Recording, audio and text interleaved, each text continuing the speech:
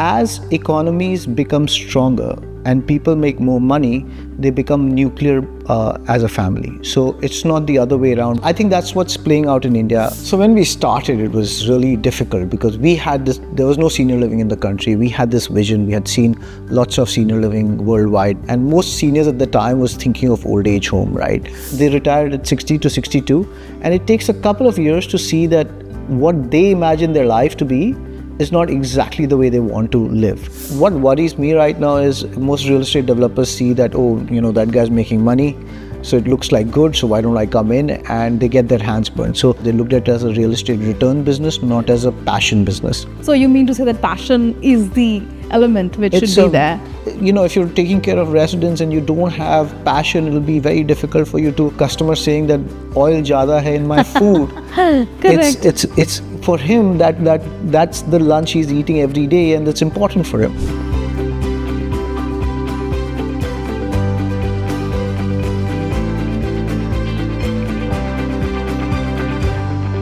Hello and welcome to India Next Real Estate Expo vodcast, your window to new opportunities.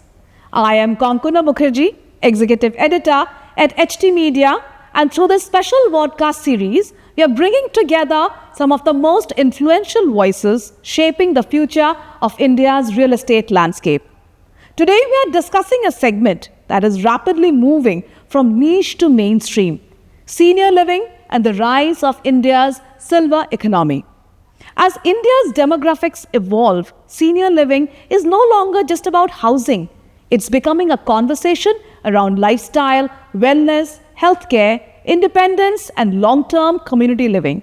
And joining us today is someone who has played a pivotal role in shaping this category in India, Mr. Ankur Gupta from Ashiana Housing. Thank you so much, Mr. Gupta, for coming in today. Thank you so much for having me. As we delve into this category today, senior living is becoming a part and parcel of this real estate ecosystem more and more. So how do you see this evolution over the last decade? So basically, I think the way the demographics of India is changing, and we are a young population but getting to become an older population. And as the demographics shift, and the urban India, if you look at the way the economy of India, which got free in the 90s, and the private sector came in, and those are the guys who are now retiring.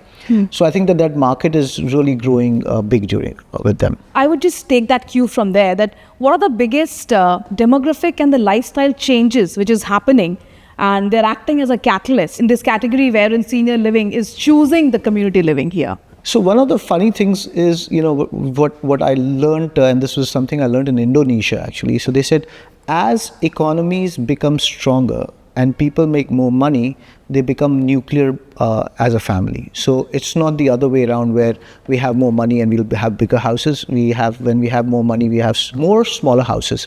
So I think that's what's playing out in India, as jobs get available, but the jobs requirement, the kind of hours we have to work, then we have our own children, commute becomes longer. So there is no time left for parents and this thing. And what we are seeing is these parents now who are in their 60s are looking and feeling younger than they ever could.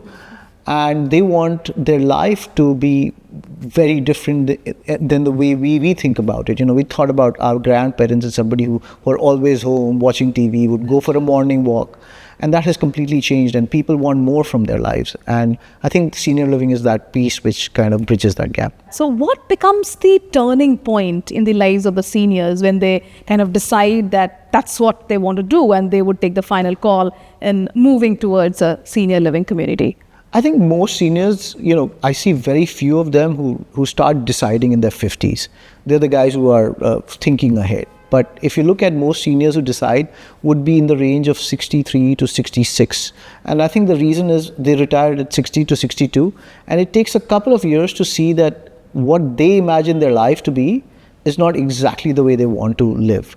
And they need something which really brings the community together. They want, I always say, hum umr ke dost. So do we have people who are, our age who want to do things? And I think retirement housing or senior living brings that to them. So while they take this decision, so are the children involved, or it's a very independent call that the seniors take for themselves? 98% of our homes purchased, not just us, most developers if you talk to would be saying that it's bought by the senior themselves with their own funding. So it's largely being bought by the senior on their own funding, but they actually look for their children for approval. So before they buy, they will do all the research. They'll say, oh, this is final, and then they'll call up the child that I have found a lifestyle for me. Is it okay with you? Okay. So when we talk about today's buyers, senior buyers, so how are they different than what they were a couple of years back maybe?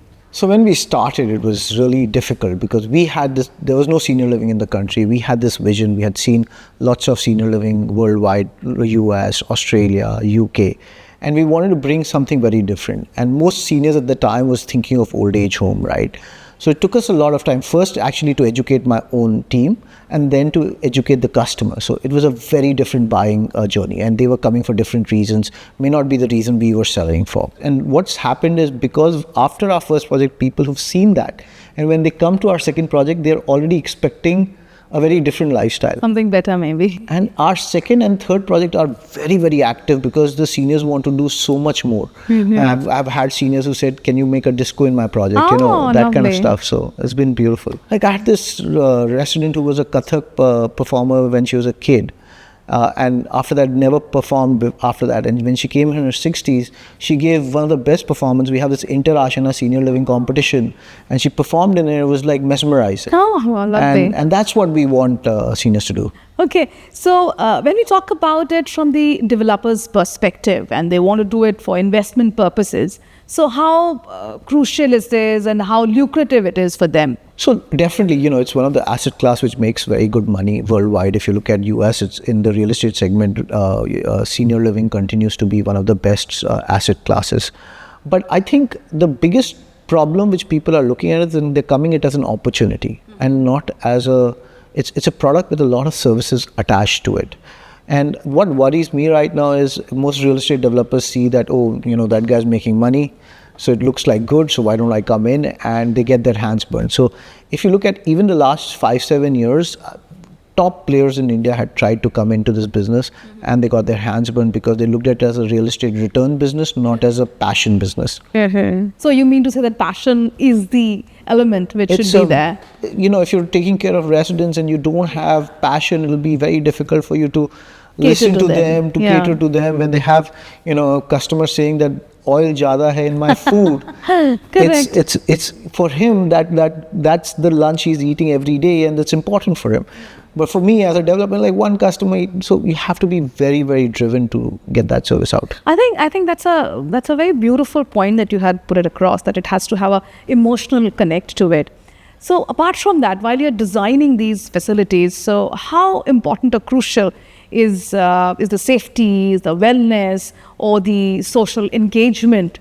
How important do these elements play? All of them are important, but the number one is social engagement. What we're looking for is more purpose in life, more callings in life. We want to have a community. The emotional bonding which we create is very important. Again, going back, my father used to say, if you ask most people in the world, when did they have their best time? They'll either go to high school or college, right? True. So it's about can you create that environment after retirement? And now you have time, you have money, you've got so much things you can do. So I've got seniors who've learned billiards, learned swimming, learned basketball, learned different sports, different things. So to us, the number one thing becomes social. Number two, I think, is safety. And number three is the healthcare, which is, I think, more important is wellness. There was an interesting research done in the US, and we kind of repeated the research in India also, where they found out people living in retirement communities just do not live, they live 23% longer than other people, but not just longer, they live healthier for longer, which is very important. So I think the wellness side of the business is very, very important. And we're seeing the same thing. We did a research where we spoke to people who are living in our community and people who are living in Delhi who are of similar age. And so we did a quality of life survey. And it was almost twice as good to live in a retirement community than in a regular housing. So coming to the consumer behavior, so while these seniors, they move into these senior living communities, and there's an apparent lifestyle change, right? So how well do they acclimatize? Because they must have had their own houses, they must have owned their own setup and everything, and then they're coming to a community living with so many others, right? So how well do they adapt to it, and how's their journey? Most of them adapt to it very fast. Okay. I remember as a kid, I went to a boarding school. I was excited about a boarding school.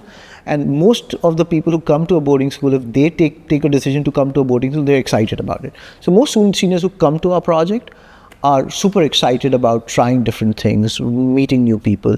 And we create an environment where, anybody who comes in, our social worker, our activity executive would meet them, then see what their interest is. Let's say they like dancing, so we'll call them for the first dance, and then they'll get to meet other people and they become friends with them. So, it's a fantastic feeling, and they really enjoy the idea of community life, which is different. So I think most people who come in love it. So it seems more of fun, and they're like looking forward towards it. It is. And I keep saying, if you go to a senior living from the outside, you won't be able to say it's senior living. Even if after a little bit of time, you'll get to know it's all seniors here.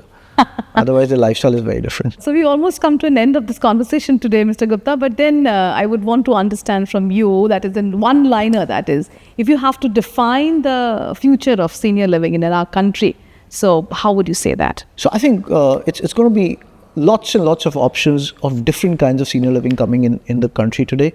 I would say to residents, please choose wisely.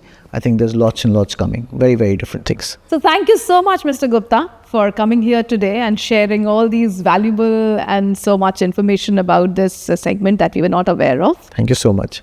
So what's clear is that senior living is no longer just a housing segment. It's becoming an important part of how India will live, age, and invest in the future. And as the silver economy continues to grow, the space is likely to play a defining role in the next phase of real estate development. Thank you everyone for joining us today. This is Kankana Mukherjee, your host with the India Next Real Estate Expo, your window to new opportunities. Stay tuned for yet another episode of interesting conversation in the real estate industry.